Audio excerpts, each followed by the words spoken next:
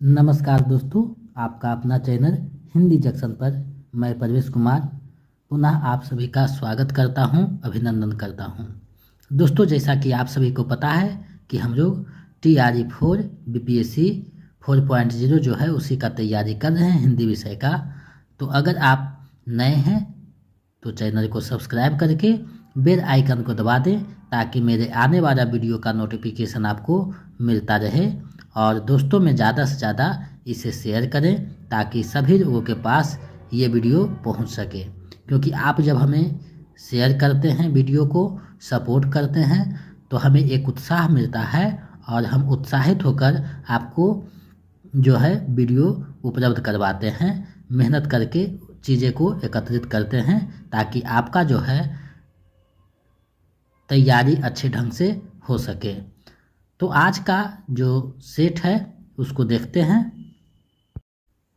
अभ्यास सेट 6 5 अभ्यास सेट हो चुका है। तो अगर आप BPSC TRE 4.0 हिंदी विषय के किसी भी वर्ग की तैयारी कर रहे हैं, चाहे TGT हो, PGT हो, यानी 6 से लेकर 12 तक हिंदी के किसी भी वर्ग की तैयारी कर रहे हैं, तो ये वीडियो आपके लिए महत्वपूर्ण होने जा रहा है। चाहे आप 6 to 8 का तैयारी कर रहे हों, या 9 to 10 का कर रहे हों, या 11th to 12th का कर रहे हों, सभी के लिए ये जो वीडियो है काफ़ी महत्वपूर्ण होने जा रहा है, क्योंकि इस वीडियो में हम हिंदी के 80 प्रश्नों का अभ्यास करने वाले हैं।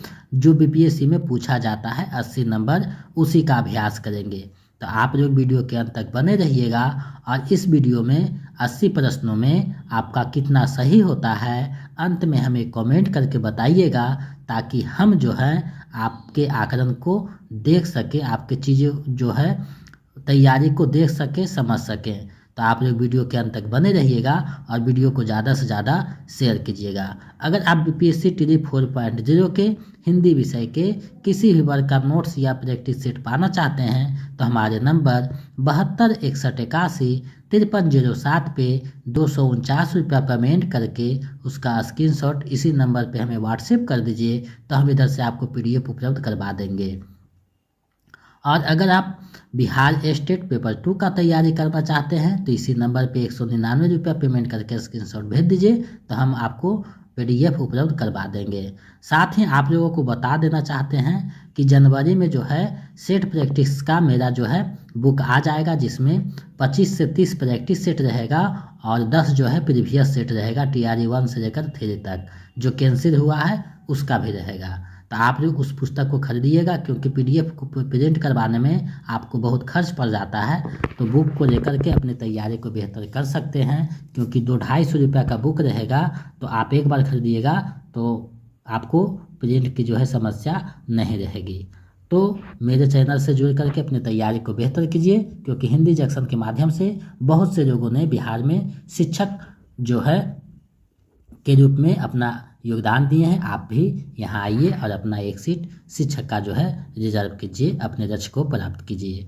तो हिंदी जंक्शन हमेशा आपका सहयोग करेगा, हर एक पर्व पे हर एक समय आपके साथ है और आपको चीज़ों को उपलब्ध करवाता रहेगा। हम चीज़ों को लेकर एकत्रित करके आपके समक्ष प्रस्तुत करते रहेंगे। तो चलिए आज के प्रश्नों को देखते हैं। टेलीग्राम चैनल आदि से जुड़ना चाहते हैं तो वीडियो के डिस्क्रिप्शन में लिंक दिया हुआ है, वहाँ से जुड़ सकते हैं, प्लेलिस्ट देख सकते हैं।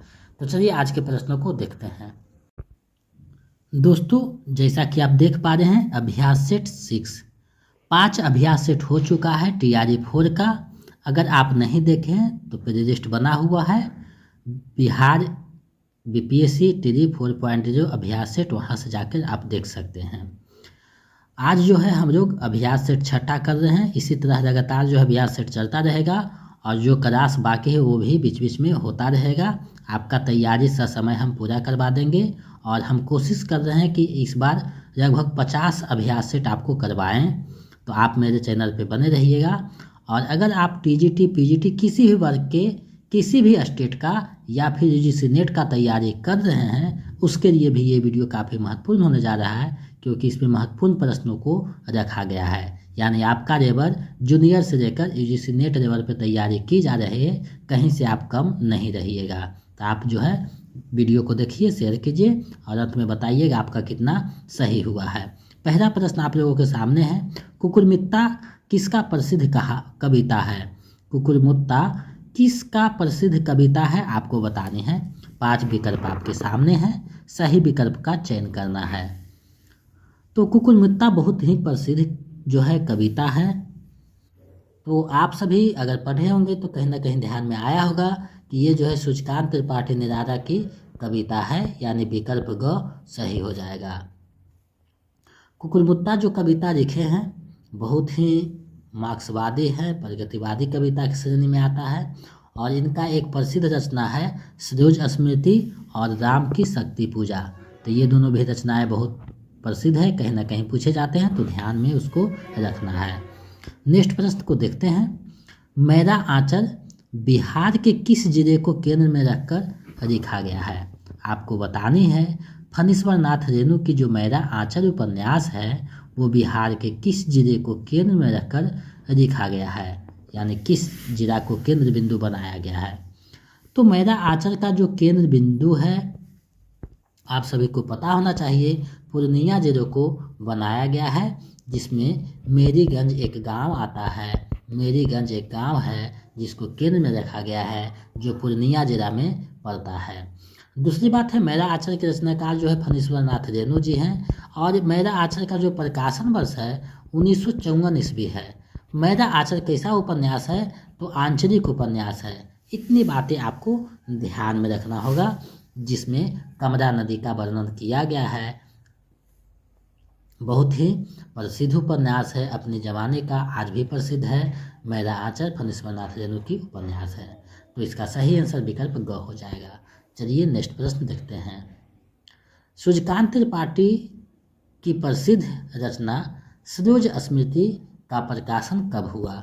यानी निराला की जो प्रसिद्ध कविता है सरोज स्मृति, उसका प्रकाशन कब हुआ आपको बताना है। ये प्रश्न जो है पीजीटी झारखंड में पूछा गया था। तो आपको बतानी है कि सरोज स्मृति जो रचना है निराला की, उसका प्रकाशन कब हुआ था। तो उसका प्रकाशन जो है 1936 ईस्वी में होता है, ये आपको ध्यान में रखना है। 1936 में इसका प्रकाशन होता है। नेक्स्ट प्रश्न को देखते हैं। नेक्स्ट प्रश्न क्या कहता है? प्रश्न है, वैशाली की नगर वधू उपन्यास के रचनाकार कौन है? वैशाली की नगर वधू उपन्यास के रचनाकार कौन है आपको बतानी है। तो वैशाली की जो नगर वधू उपन्यास है चतुर्सेन शास्त्री का प्रसिद्ध उपन्यास है।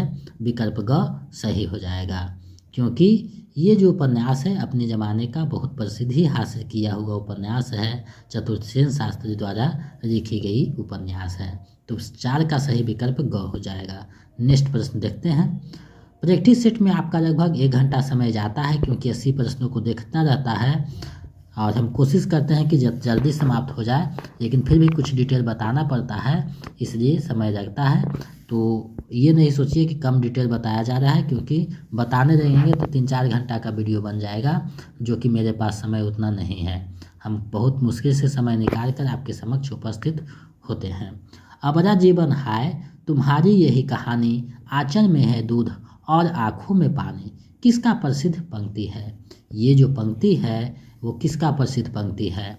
बहुत ही प्रसिद्ध पंक्ति है। सभी हिंदी पाठकों के जुबान पर ये जो है पंक्ति रहता है। तो ये किसकी पंक्ति है आपको बताना है। तो ये जो पंक्ति है मैथिली शरण गुप्त की पंक्ति है। विकल्प क जो है सही हो जाएगा। और ये पंक्ति कहाँ का है? तो यशोधरा एक जो है उनकी रचना है, उसी पुस्तक से जो है ये पंक्ति दिया गया है। तो विकल्प क जो है सही हो जाएगा, मैथिली शरण गुप्त।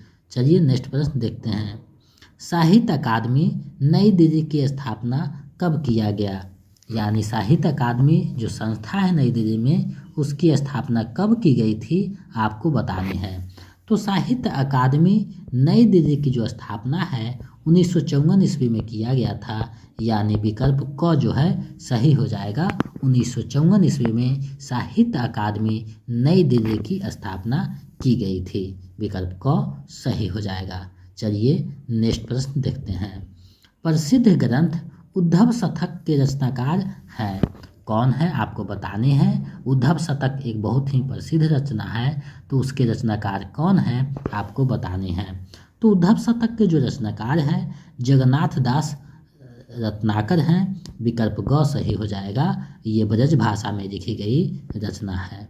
नेक्स्ट प्रश्न देखते हैं। रीतिकालीन कवि घनानंद आरम बोधा ठाकुर किस धारा के हैं, यानी रीतिकाल के किस धारा के ये कवि हैं आपको बताने हैं।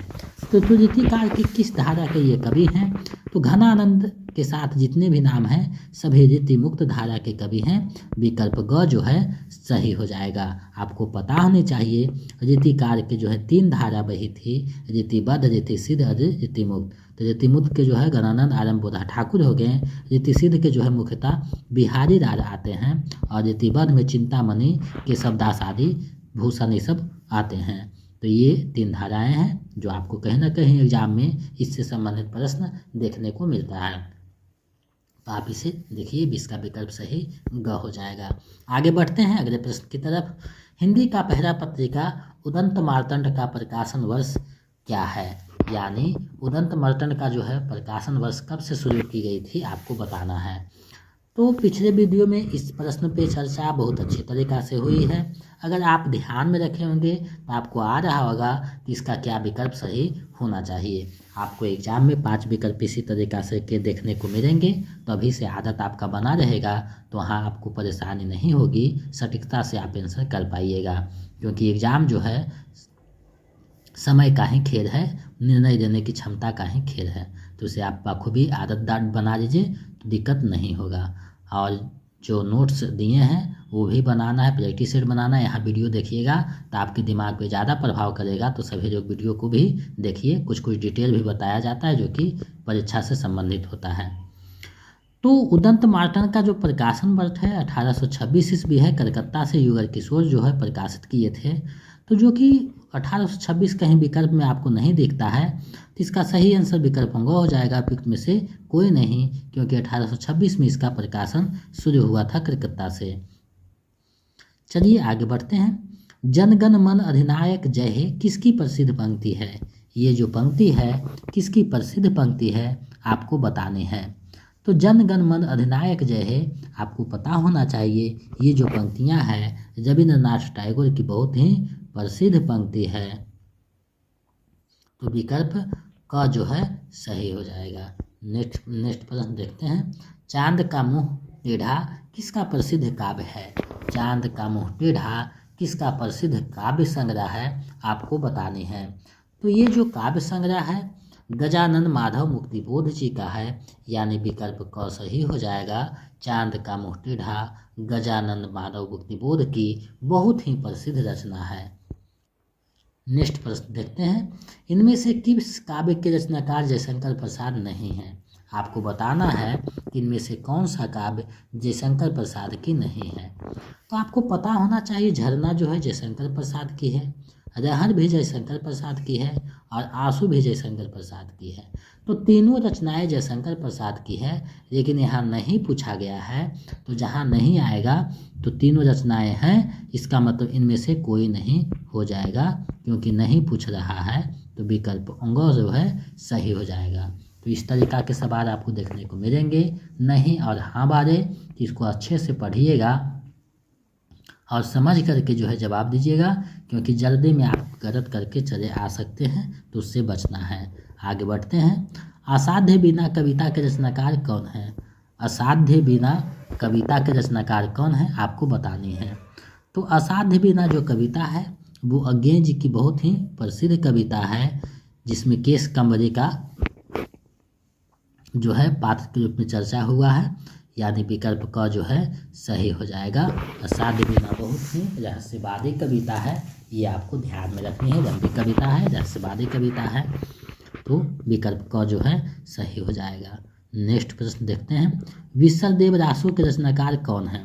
विसरदेव रासो के रचनाकार कौन है आपको बताने हैं। तो इसके जो रचनाकार हैं विसरदेव रासो के नरपति नाथ जी हैं। विकल्प ख जो है सही हो जाएगा। आगे बढ़ते हैं। नाखून क्यों बढ़ते हैं किसका प्रसिद्ध निबंध है। नाखून क्यों बढ़ते हैं किसका प्रसिद्ध निबंध है आपको बताने हैं। नाखून क्यों बढ़ते हैं प्रसिद्ध निबंध है हजारी प्रसाद द्विवेदी जी का विकल्प क जो है सही हो जाएगा। नेक्स्ट प्रश्न देखते हैं, सरस्वती पत्रिका का प्रकाशन कब शुरू हुई? सरस्वती पत्रिका का जो प्रकाशन है कब से शुरू हुई थी आपको बताना है। तो ये जो शुरुआत किया गया था 1900 ईस्वी से शुरुआत इसका किया गया था। विकल्प क जो है सही है। विशिष्ट द्वैतवाद के प्रवर्तक किसे माना जाता है? विशिष्टाद्वैतवाद के प्रवर्तक किसे माना जाता है आपको बताने हैं। तो विशिष्टाद्वैतवाद के प्रवर्तक रामानुजाचार्य को माना जाता है। विकल्प ग जो है सही हो जाएगा। आगे बढ़ते हैं, कबीरदास की भाषा को पंचमेर खिचड़ी किसने कहा है? कबीरदास की जो भाषा है उसको पंचमेर खिचड़ी किसने कहा है आपको बतानी है। तो पंचमेर खिचड़ी कहने वाले जो आचार्य हैं वो आपको पता होनी चाहिए, श्याम सुंदर दास जी हैं।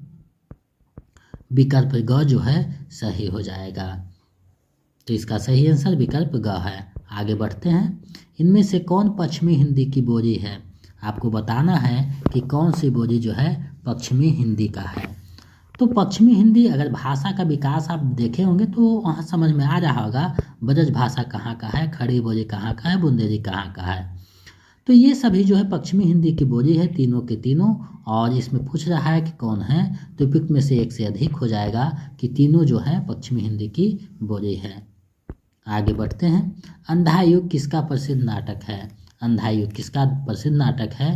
तो ये जो है प्रसिद्ध नाटक आपको पता होना चाहिए, प्रसाद की भी नहीं है, मोहन राकेश की भी नहीं है और विष्णु प्रभाकर की भी नहीं है।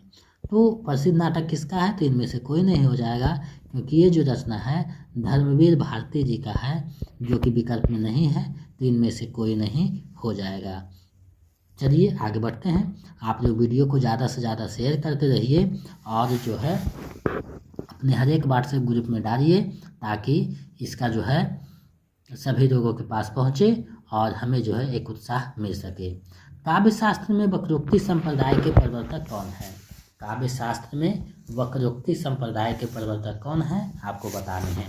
तो जो 6 संप्रदाय थे प्रमुखता, उसमें वक्रोक्ति भी एक है, जिसके संप्रदाय के प्रवर्तक कुंतक हैं, आचार्य कुंतक। विकल्प क जो है सही हो जाएगा। ध्वनि संप्रदाय के आनंदवर्धन है और रस संप्रदाय के भरत मुनि हैं, ये ध्यान में रखिएगा। आगे बढ़ते हैं, अतीत के चलचित्र किसका प्रसिद्ध संस्मरण है? अतीत के चलचित्र किसका प्रसिद्ध जो है संस्मरण है आपको बताने हैं। तो ये जो संस्मरण है महादेवी वर्मा का बहुत ही प्रसिद्ध संस्मरण है। विकल्प ग जो है सही हो जाएगा। एक भारतीय आत्मा किस कवि को कहा जाता है? एक भारतीय आत्मा किस कवि को कहा जाता है आपको बताने हैं। तो एक भारतीय आत्मा जो कहा जाता है वो माखन राज चतुर्वेदी जी को कहा जाता है। विकल्प ग जो है सही हो जाएगा। अब देखिए यहाँ आता है सुमित्रानंद पंत को, तो प्रकृति का सुकुमार कवि कहा जाता है सुमित्रानंद पंत को, और महादेवी वर्मा को आधुनिक युग की मीरा कहा जाता है। तो इतनी बातें आपको ध्यान में रखनी होगी।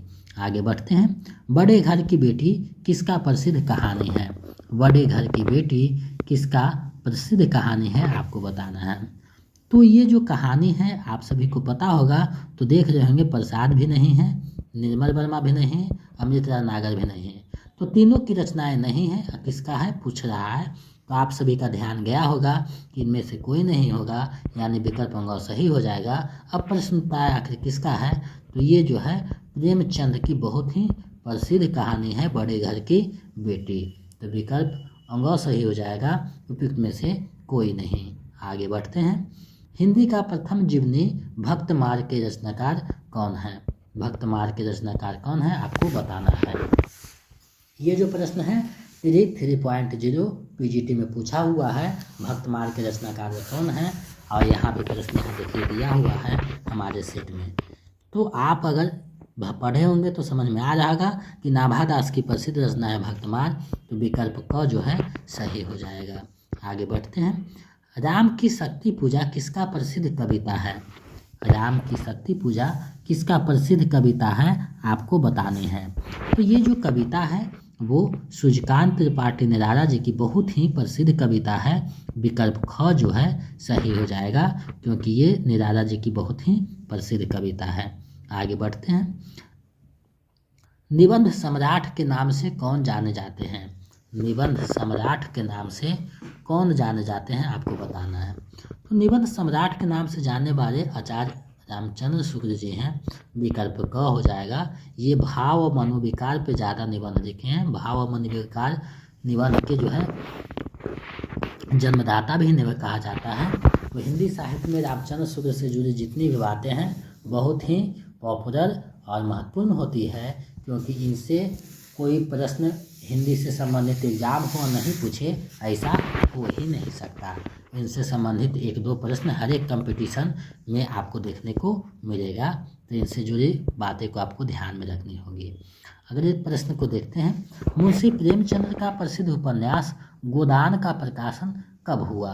प्रसिद्ध उपन्यास है गोदान, तो उसका प्रकाशन कब हुआ था? मुंशी प्रेमचंद का उपन्यास है, तो इसका जो प्रकाशन वर्ष है 1936 ईस्वी है। विकल्प ख सही हो जाएगा।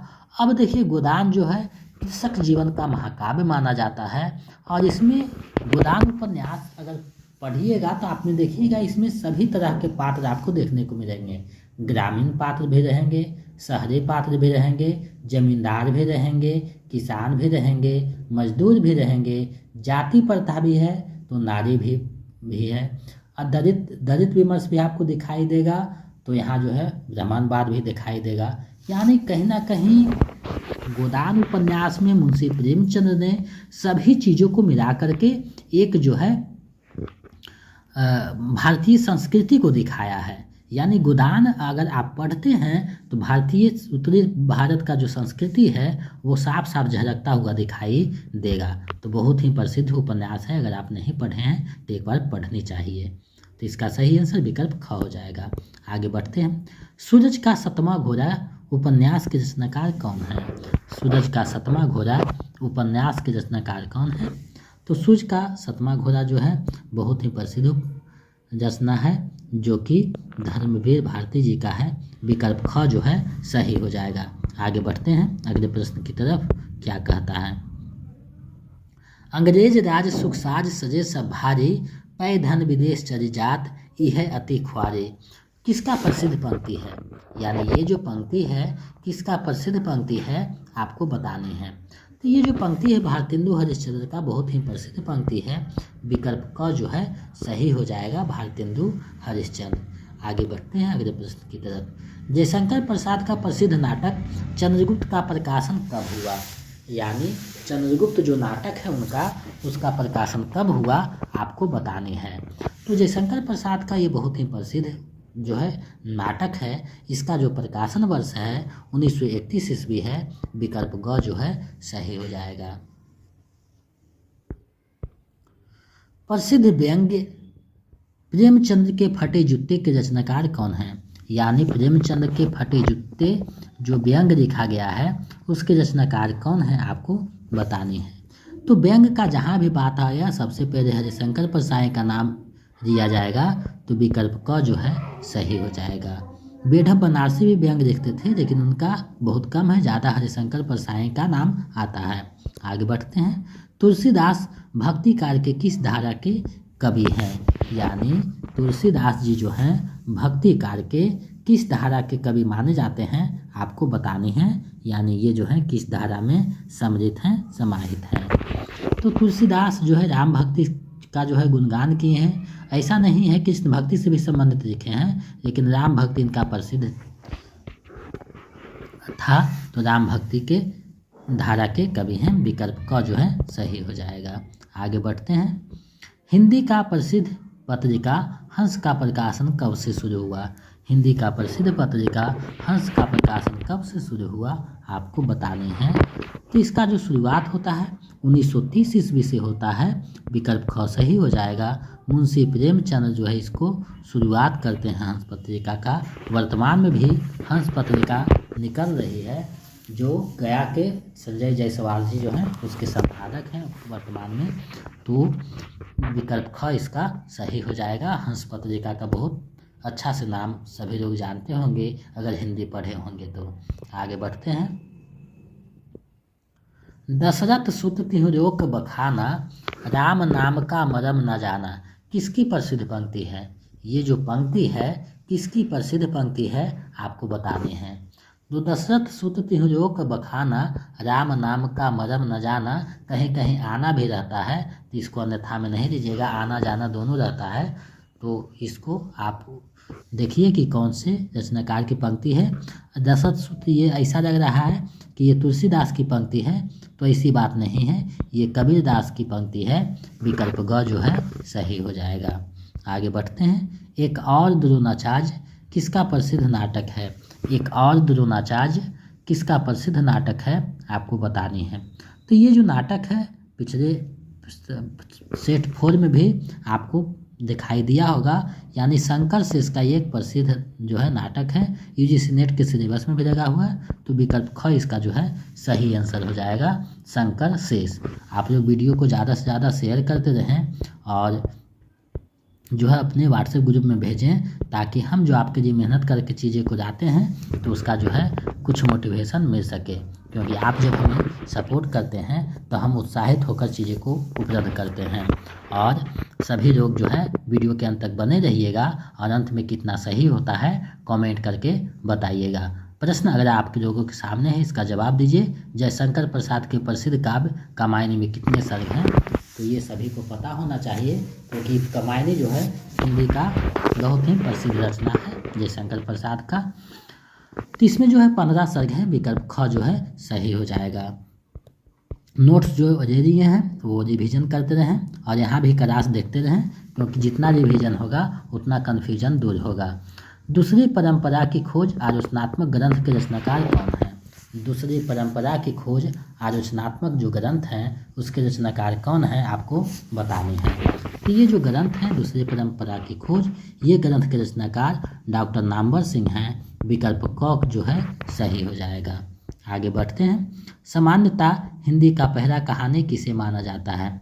सामान्यतः हिंदी का प्रथम कहानी किसे माना जाता है आपको बतानी है। तो हिंदी का जो प्रथम कहानी है वो माना जाता है इंदुमती को। विकल्प क जो है सही हो जाएगा। आगे बढ़ते हैं। हिंदी का प्रथम आत्मकथा किसे माना जाता है? हिंदी का प्रथम आत्मकथा किसे माना जाता है? तो अर्ध कथानक को माना जाता है। विकल्प ग जो है सही हो जाएगा। 1641 ईस्वी में बनारसी दास के द्वारा ये लिखा गया जो है आत्मकथा है। तो विकल्प ग इसका सही आंसर हो जाएगा, अर्ध कथानक।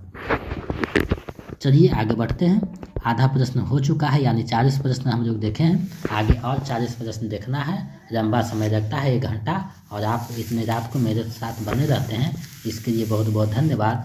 क्योंकि आप जब जुड़े रहते हैं तो हमें एक उत्साह मिलता है, हम चीज़ें को उपलब्ध करते हैं। तो ऐसा ही आप लोग बने रहिए।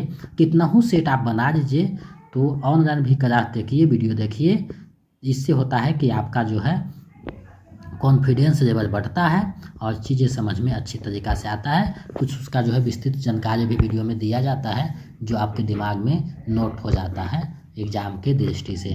तो आप लोग मेरे साथ बने रहिए और अंत तक बने रहिए, क्योंकि कब कौन सा शब्द हम बोल दें, कौन सा क्वेश्चन बोल दें जो एग्ज़ाम में हूबहू पूछा जाए, ऐसा ज़रूरी है। क्योंकि आपको पता होनी चाहिए कि एक टीचर जो है शिष्य का जो है हर एक पर आगे बढ़ने की कामना करता है। हम भी यही कामना करते हैं, क्योंकि आपकी सफलता ही हमारी सफलता है। तब हिंदी जंक्शन हमेशा जो है तत्पर रहा है, आगे भी रहेगा। TRE 2, 3 में बहुत सारे बच्चे ने अपना जो है योगदान दिया है हिंदी जंक्शन के माध्यम से, और आगे भी देने वाले हैं। तो अभी तक TRE 3 का PGT का रिजल्ट नहीं आया है, हो सकता है आज आए या तो 1-2 दिन में आ जाए, ऐसी संभावना है। रामधारी सिंह दिनकर द्वारा रचित काव्य कुरुक्षेत्र का प्रकाशन कब हुए? यानी कुरुक्षेत्र का प्रकाशन कब हुआ था आपको बताना है। तो कुरुक्षेत्र का जो प्रकाशन हुआ था वो 1946 ईस्वी में हुआ था। विकल्प ग सही हो जाएगा। कुरुक्षेत्र में जो प्रकाशन हुआ था कुरुक्षेत्र का 1946 में हुआ था। विकल्प ग सही है। आगे बढ़ते हैं। कबीरदास के गुरु कौन थे? कबीरदास के गुरु कौन थे? तो आप सभी को पता होगा कबीरदास के जो गुरु हैं रामानंद जी हैं। विकल्प ख जो है सही हो जाएगा। नेक्स्ट प्रश्न देखते हैं। कबीरदास की भाषा को सधुकरी किसने कहा है? यानी कबीरदास की जो भाषा है तो उसकी भाषा को सधुकरी किसने कहा है, ये आपको बतानी है। तो इनकी भाषा को जो सधुकरी कहने वाले हैं तो आप सभी को पता होगा रामचंद्र शुक्ल ने कहा है। तो आचार्य रामचंद्र शुक्ल सही हो जाएगा, यानी विकल्प का इसका सही आंसर है। श्याम सुंदर दास ने क्या कहा है? तो पंचमेध खिचड़ी कहा है। हजारी प्रसाद द्विवेदी ने इन्हें वाणी का डिक्टेटर कहा है। तो ये बातें आपको ध्यान में रखना है, कबीरदास से संबंधित है। नवाब राय किस साहित्यकार का एक अन्य नाम भी है? नवाब राय किस साहित्यकार का एक अन्य नाम भी है, आपको बताना है। तो हजारी प्रसाद द्विवेदी का नहीं है, जयशंकर प्रसाद का भी नहीं, नंबर सिंह का नहीं। तो ये तीनों का नहीं है। तो पूछ रहा है किसका आखिर है? तो विकल्प में से कोई नहीं हो जाएगा, क्योंकि विकल्प में सही नहीं है। और ये नवाब राय जो है मुंशी प्रेमचंद का एक जो है अन्य नाम है जो विकल्प में नहीं है। तो विकल्प होगा सही हो जाएगा, विकल्प में से कोई नहीं। आगे बढ़ते हैं। दुराई वारी किसका प्रसिद्ध कहानी है? दुराई वारी किसका प्रसिद्ध कहानी है, आपको बतानी है। तो दुराई वारी जो है बंग मेहरा की प्रसिद्ध कहानी है। विकल्प का सही हो जाएगा, जिसे राजेंद्र बारह घोष के नाम से भी जाना जाता है। ये बात आपको ध्यान में रखनी होगी। राजेंद्र बारह घोष बंग मेहरा का ही दूसरा नाम है।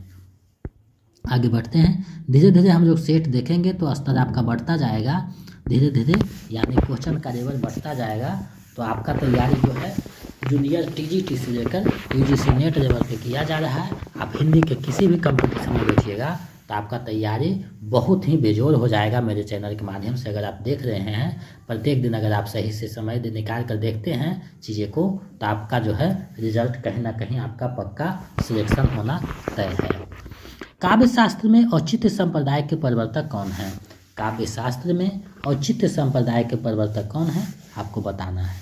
तो औचित्य संप्रदाय के जो प्रवर्तक हैं आचार्य क्षेमेंद्र जी हैं। विकल्प का सही हो जाएगा। काव्य शास्त्र से संबंधित अगर वीडियो नहीं देखे हैं तो डाला हुआ है, देख सकते हैं, या फिर आगे जो है डाला जाएगा। रिवीजन क्लास जो हो रहा है 4.0 का, तो उसमें डाला जाएगा, तो वहाँ देख लीजिएगा। आगे बढ़ते हैं। श्रद्धा और प्रेम के योग का नाम भक्ति है, यह कथन किसका है? श्रद्धा और प्रेम के योग का नाम भक्ति है, यह कथन किसका है, आपको बतानी है। तो ये जो कथन है वो आचार्य रामचंद्र शुक्ल का है, यानी विकल्प का इसका सही आंसर है। आगे बढ़ते हैं। आधुनिक हिंदी के पितामह किसे कहा जाता है? आधुनिक हिंदी का जनक, पितामह आदि नामों से किन्हें जाना जाता है, आपको बतानी है। तो ये जो है भारतेंदु हरिश्चंद्र को माना जाता है, यानी विकल्प ग सही हो जाएगा, क्योंकि भारतेंदु हरिश्चंद्र ने ही गद्य हिंदी का शुरुआत किया था अच्छे ढंग से निबंध और नाटक लिख करके। तो इसीलिए इन्हें जो है आधुनिक हिंदी का पिता कहा जाता है या पितामह कहा जाता है। तो इतनी बातें आपको ध्यान में रखनी होगी। आगे बढ़ते हैं अगले प्रश्न की तरफ। प्रेमचंद की सभी कहानियों का संग्रह किस में किया गया है?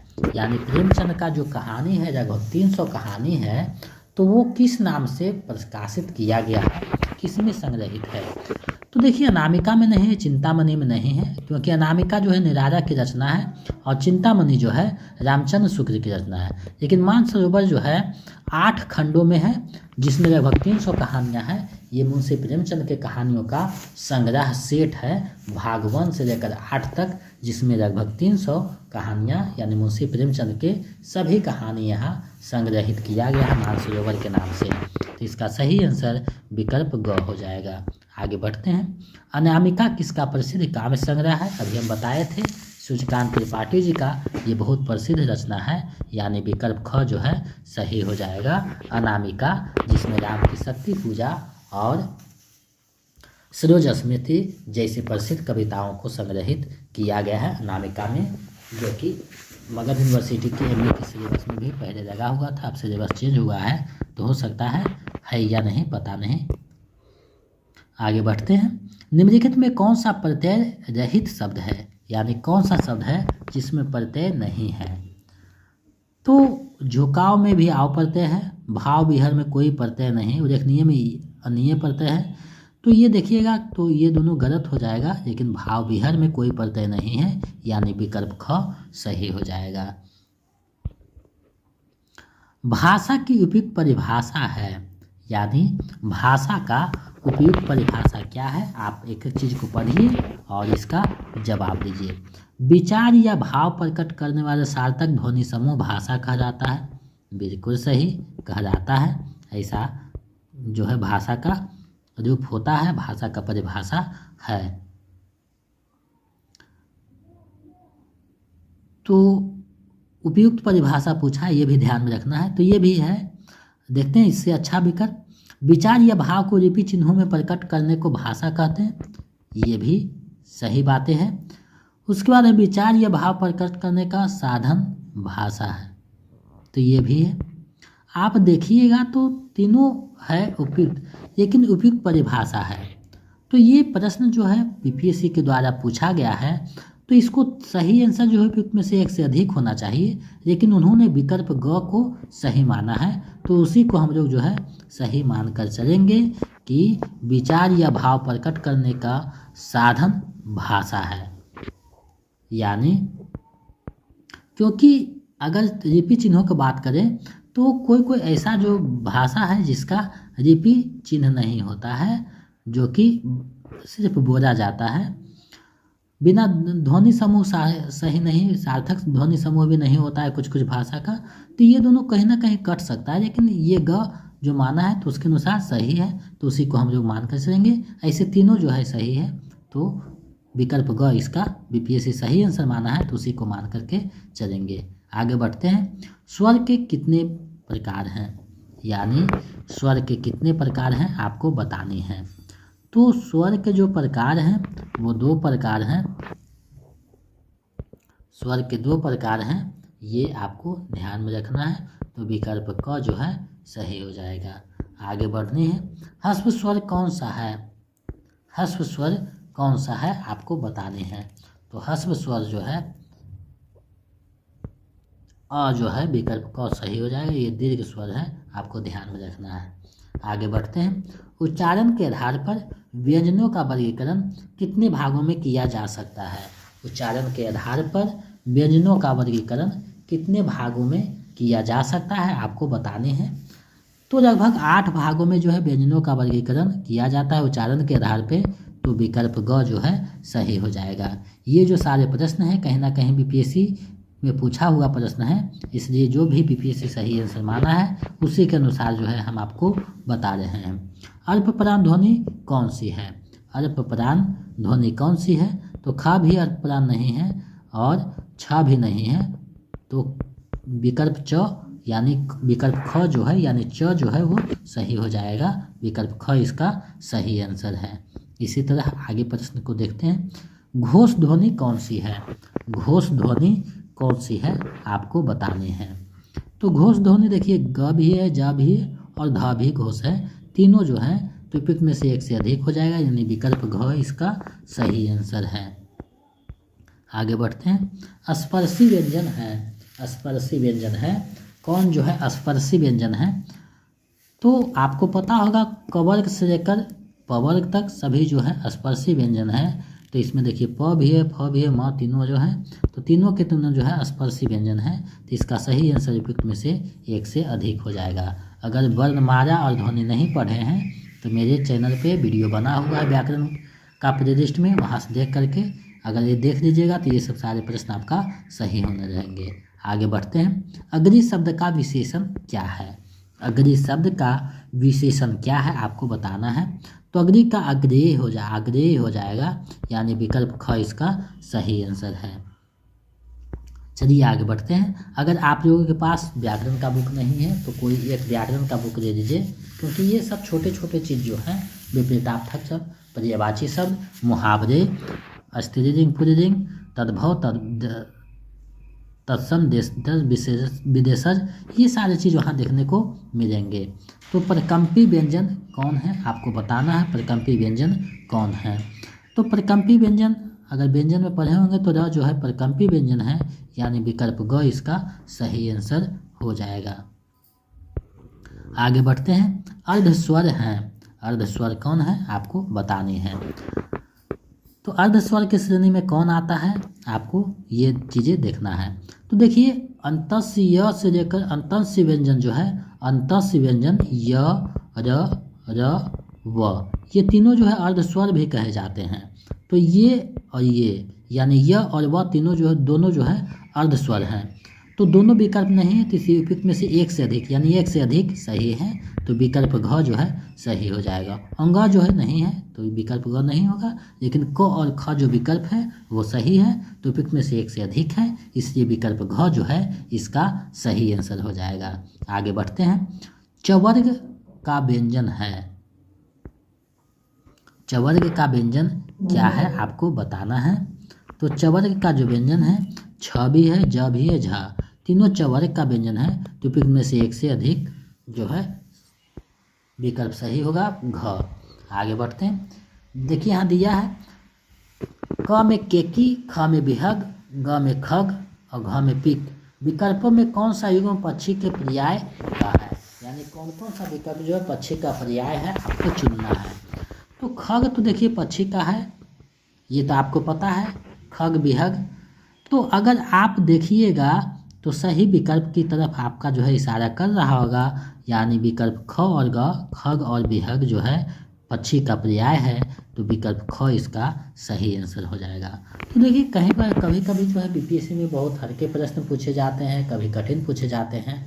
तो आपका जो तैयारी है वो जूनियर से लेकर सीनियर तक, यानी जूनियर से लेकर यूजीसी नेट लेवल पर होनी चाहिए, यानी जैसा भी प्रश्न पूछे आप जो है इससे घबराए नहीं और अच्छे से आंसर करके आ सकें और अपना एक सीट पक्का कर सकें। और आप जब एग्ज़ाम हॉल में बैठिएगा तो एक चीज़ ध्यान में रखिएगा कि पहले प्रश्न को अच्छे से समझना है, उसके बाद जवाब देना है, क्योंकि आपका अगर 1-2 नंबर गलत हो जाता है तो मेरिट बनने में बहुत परेशानी होता है, बाद में अफसोस होता है, तो उससे बचना है, एक एक नंबर आपको जो है बचाना है। चलिए आगे बढ़ते हैं, अगले प्रश्न को देखते हैं। अब हम लोग जो है अंतिम प्रश्नों की ओर बढ़ रहे हैं, ज़्यादा प्रश्न अब नहीं है, लगभग 15-16 प्रश्न और है, उसको देखते हैं। विलोम शब्द का कौन सा युग्म सही है, विलोम शब्द यानी उल्टा शब्द का कौन सा जो है युग्म सही है आपको बताने हैं। तो कापुरुष यानी कायर बिल्कुल सही है, कुत्सा मतलब निंदा बिल्कुल सही है, सकल का विकर बिल्कुल सही है। तो तीनों सही है, कौन सा सही पूछ रहा है, तो उपयुक्त में से एक से अधिक हो जाएगा, यानी विकल्प घ सही हो जाएगा। चलिए आगे बढ़ते हैं। निम्नलिखित में कौन सा वाक्य अशुद्ध है, कौन सा वाक्य अशुद्ध है आपको चुनना है। तो यह कहना आपकी गलती है बिल्कुल सही है, चरखा चलाना चाहिए बिल्कुल सही है, मुझसे यह काम संभव नहीं बिल्कुल सही है। तीनों सही है और इसमें अशुद्ध पूछ रहा है, तो अब अशुद्ध खोजिए कि इसमें कौन सा है। तो तीनों के तीनों जब सही हैं तो अशुद्ध नहीं है, यानी उपयुक्त में से कोई नहीं अशुद्ध है, यानी विकल्प अंगो जो है सही हो जाएगा। आगे बढ़ते हैं। रचना के आधार पर कौन सा विकल्प वाक्य का भेद नहीं है, कौन सा जो है विकल्प वाक्य का भेद नहीं है। तो देखिए सरल वाक्य बिल्कुल, संयुक्त वाक्य बिल्कुल, उपवाक्य नहीं है, उपवाक्य की जगह पे अगर रहता मिश्र वाक्य तो सही हो जाता, लेकिन मिश्र वाक्य नहीं है, इसलिए विकल्प क जो है सही हो जाएगा, क्योंकि नहीं पूछा है तो उपवाक्य किसी जो है वाक्य का भेद नहीं है, तो विकल्प क जो है सही हो जाएगा। आगे बढ़ते हैं।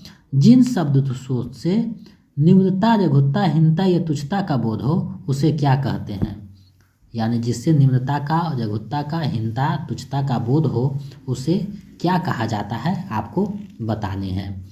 तो उसे कहा जाता है उनार्थक शब्द, यानी विकल्प जो क है सही हो जाएगा, उनार्थक शब्द उसे कहा जाता है। ये नया प्रश्न था, ये व्याकरण में कहीं देखने को नहीं मिलता है, तो इससे ध्यान से आप लोग देखिए, ऐसा भी प्रश्न।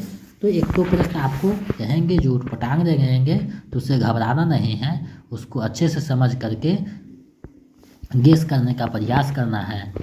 जिसे बुलाया ना गया हो वाक्यांश के लिए प्रयुक्त एक शब्द क्या होगा, जिसे बुलाया नहीं गया हो उसके लिए एक शब्द क्या आएगा, तो नासक्त हो जाएगा बिल्कुल गलत, अदे ये भी नहीं है। अनाहूत यानी जिसे बुलाया नहीं गया हो उसे अनाहूत कहा गया है।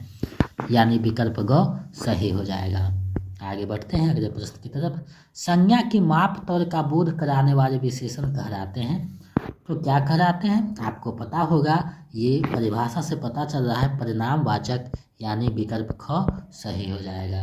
आगे बढ़ते हैं। रचना के आधार पर जड़ शब्द किस कोटि का है, यानी जड़ शब्द जो है किस कोटि का है आपको बताना है। तो जड़ शब्द आपको पता चल रहा है कि क्या होनी चाहिए। अगर रचना के आधार पर देखिएगा तो ये रूढ़ शब्द है,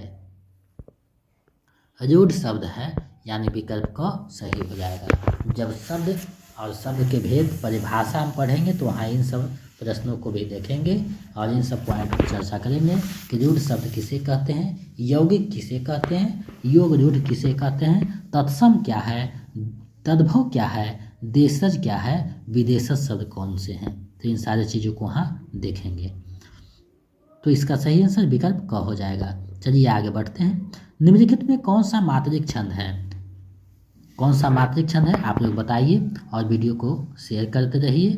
मेरे अगर टेलीग्राम चैनल से, फेसबुक से, व्हाट्सएप चैनल से जुड़ना चाहते हैं तो वीडियो के डिस्क्रिप्शन में लिंक दिया हुआ है, वहाँ से जुड़ सकते हैं। और नोट्स पाना चाहते हैं तो मेरे नंबर 72 181 5307 पे 249 रुपये पेमेंट करके 4.0 का नोट्स और प्रैक्टिस सेट प्राप्त कर सकते हैं। तो मात्रिक छंद कौन है आपको बताने हैं। तो दोहा, सोरठा, वज्र, इंद्र, वज्रा तीनों जो है मात्रिक छंद है। तो इसका उपयुक्त में से एक से अधिक हो जाएगा, यानी विकल्प घ सही है। आगे बढ़ते हैं। उदित उदय गिरि मंच पर रघुवर बार पतंग, बिकसे संत सरोज, सब हर्षे रोचन भृंग। उपयुक्त दोहे में कौन सा अलंकार है, यानी वहाँ कौन सा अलंकार आया है आपको बताने हैं। तो यहाँ देखिए रूपक अलंकार का चर्चा किया गया है, यानी रूप बांधा गया है, तो विकल्प क जो है सही हो जाएगा। अलंकार वाले वीडियो में आप इस सब प्रश्नों को देख सकते हैं। आगे बढ़ते हैं। निम्नलिखित में कौन सा पुल्लिंग शब्द है, यहाँ थोड़ा सा टाइपिंग मिस्टेक हुआ है, शब्द नहीं है। पुल्लिंग शब्द कौन सा नहीं है आपको बताना है।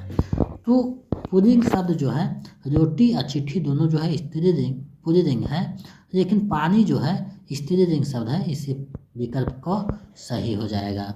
आगे बढ़ते हैं। वहाँ मत जाना कैसा वाक्य है।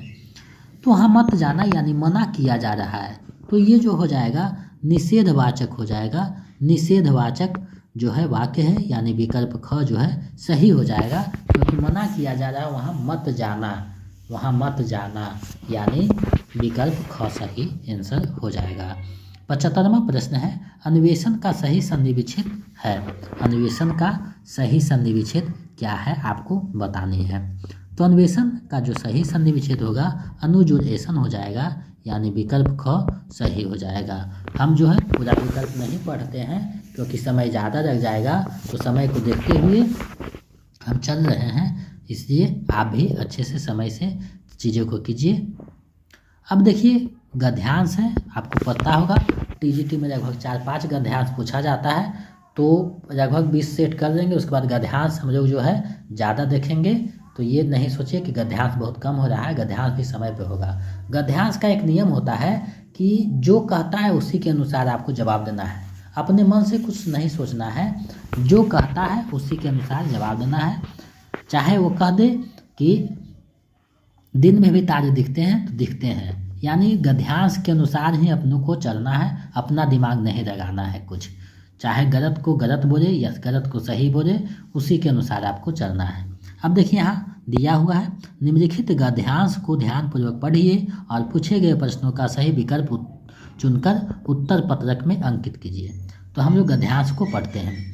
आधुनिक युग विज्ञान युग नाम से जाना जाता है। आज विज्ञान की उपलब्धि का पताका धरती से आकाश तक फहरा रहा है। उधर विज्ञान की महिमा का प्रचार प्रसार है। मनुष्य ने विज्ञान के द्वारा प्रकृति को जीत लिया है। मनुष्य ने विज्ञान के द्वारा विद्युत वाष्प ऊर्जा और गैस की खोज कर दिगंतरों में अपनी विजय दुदुम्भी बजाकर सारे संसार में एक क्रांतिकारी परिवर्तन ला दिया है। तो ये गद्यांश था। अब इससे संबंधित जो प्रश्न है उसको हम लोग देखते हैं। प्रस्तुत गद्यांश का उपयुक्त शीर्षक है, क्या है उपयुक्त शीर्षक आपको बतानी है। तो उपयुक्त युग का चमत्कार, आधुनिक युग का रंग, विज्ञान एक वरदान। तो विज्ञान का जो है चर्चा किया गया है, तो युग का चमत्कार उपयुक्त नहीं है, आधुनिक युग का रंग ये भी नहीं है, लेकिन विज्ञान एक वरदान यानी विज्ञान का जो है यहाँ महत्व को बताया गया है, तो विकल्प ग इसका उपयुक्त शीर्षक हो जाएगा, यानी विकल्प ग सही है। आगे बढ़ते हैं। विज्ञान की तथ्यात्मक परिभाषा है, तो विज्ञान की तथ्यात्मक परिभाषा क्या है? तो क्रमबद्ध, सुसंगठित और प्रयोगात्मक ज्ञान, सभी तथ्यों का ज्ञान ऐसा नहीं है, विशेष ज्ञान ऐसा नहीं है, क्रमबद्ध, सुसंगठित और प्रयोगात्मक यानी जिसको प्रयोग किया गया हो, तो विकल्प ग सही हो जाएगा। दिगांतर शब्द का अर्थ है, दिगांतर शब्द का क्या अर्थ है आपको बताना है। दिशाओं के अंत में ऐसा नहीं है, दिशाओं के अंतर में नहीं, सभी दिशाओं में बिल्कुल सही है, दिगांतरों यानी सभी दिशाओं में, विकल्प ग इसका सही आंसर हो जाएगा। आगे बढ़ते हैं। धरती से आकाश तक पताका फहराना का अर्थ है, धरती से आकाश तक पताका ऊंचा झंडा नहीं, बहुत बड़ी सफलता मिलना बिल्कुल सही, बड़ा झंडा नहीं, तो विकल्प ख सही हो जाएगा। चलिए इस वीडियो का अंतिम और 80वां प्रश्न देखते हैं क्या कहता है। आज किसकी उपलब्धि का पताका धरती से आकाश तक फहरा रहा है? तो ये जो फहरा रहा है ज्ञान का नहीं, धर्म का नहीं, मानव का नहीं, अपना मन से दिमाग नहीं लगाना है, चर्चा किया है विज्ञान का, विज्ञान का पताका फहरा रहा है, तो विज्ञान नहीं आया है यहाँ, इसलिए विज्ञान का पताका उपयुक्त में से कोई नहीं हो जाएगा, क्योंकि विज्ञान का चर्चा किया गया था, विज्ञान का पताका फहरा रहा है जो विकल्प में नहीं है, तो उपयुक्त में से कोई नहीं इसका आंसर हो जाएगा। तो आज मैंने आप लोगों को प्रैक्टिस सेट 6 के 80 प्रश्नों को आप लोगों के समक्ष प्रस्तुत किया। हमें आशा है, नहीं पूरा विश्वास है कि ये आपकी तैयारी में जो है महत्वपूर्ण भूमिका निभाएगी और आपको एक योग शिक्षक, एक बिहार में शिक्षक के रूप में अपना योगदान करने के लिए सहायता प्रदान करेगी। तो आप इस 80 प्रश्न में कितना सही किए हैं कमेंट करके बताइए, क्योंकि आप लोगों का कमेंट नहीं आता है कि कितना सही हुआ है, जो कि दुखद बात है। तो आप लोग कमेंट कीजिए कि 80 प्रश्न में आपका कितना आ रहा है, ताकि हमें रख सके कि मेरे साथ अंत तक कितने बच्चे जुड़े रहते हैं। और जो है अगर मेरे चैनल पे कोई समस्या है तो भी लिखिए। और दूसरी बात है कि आप जब कोई भी चीज़ को पढ़ते हैं तो 2-3 बार पढ़िए। प्रैक्टिस सेट अगर आप लिए हैं, PDF है, तो उसको 2-3 बार पढ़िए। अगर मेरा PDF और प्रैक्टिस सेट आपके पास है तो अलग से कोई पुस्तक लेने की आवश्यकता नहीं है, मेरा नोट्स और प्रैक्टिस सेट ही काफ़ी है हिंदी के लिए। अगर आप 4.0 का नोट्स और प्रैक्टिस सेट पाना चाहते हैं तो हमारे नंबर 72 61 81 53 07 पे 249 रुपया पेमेंट कर दीजिए और इसी नंबर पे उसका स्क्रीनशॉट हमें व्हाट्सएप कर दीजिए, तो हम इधर से PDF आपको जो है उपलब्ध करवा देंगे। अगर आप स्टेट पेपर 2 का चाहिए तो इसी नंबर पे 199 रुपया पेमेंट करके स्क्रीनशॉट भेज दीजिए। अगर आप स्टेट पेपर 1 का चाहिए नोट्स और प्रैक्टिस सेट, तो उसके लिए आपको जो है टेलीग्राम चैनल का लिंक दिया होगा वीडियो के डिस्क्रिप्शन में, वहाँ से जुड़ जाइए, PDF भेजा जा चुका है। तो इन सारी चीज़ों से जुड़ करके अपनी तैयारी को बेहतर कर सकते हैं। तो हिंदी जंक्शन में जुड़े रहने के लिए, इतना देर तक मेरे साथ बने रहने के लिए बहुत बहुत धन्यवाद। अगर आप नए हैं तो चैनल को सब्सक्राइब कर दें, बेल आइकन को दबा दें, ताकि आने वाला वीडियो का नोटिफिकेशन मिलते रहे। और वीडियो को ज़्यादा से ज़्यादा अपने दोस्तों और ग्रुप में शेयर करें, ताकि सभी लोग इसका लाभ उठा सकें और हमें एक उत्साह मिल सके। तो मेरे साथ बने रहने के लिए धन्यवाद। मिलते हैं नए वीडियो में।